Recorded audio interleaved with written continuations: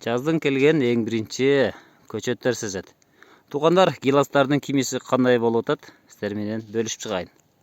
Бұл Royal Tiago. Royal Tiago қадимкідей бүчір жарып бүчірлері чоңайып қалып тұр мұнеке. Бұл болса Red Pacific. Red Pacific учы қызарып бұлдағы ойғына баштаған.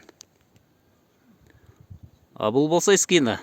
Скина пока бүчірлері кішінекей ұқтап жатады. Бұл болса Кордия.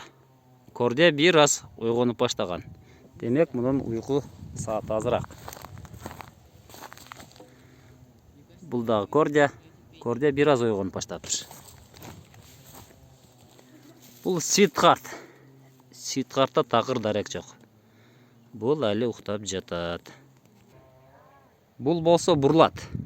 Бурлат бір аз учы қызарып бүчір жара баштаған. Бұл көчөтүбүз Royal Helen. Royal Helen кечки сорт, бирок негедир азыраак ойгона баштаган.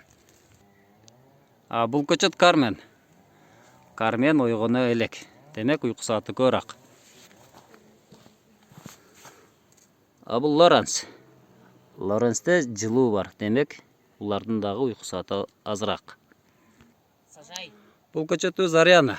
Ариана дагы чоңоюп кадимкидей ойгонуп калган. Демек ушундай туугандар.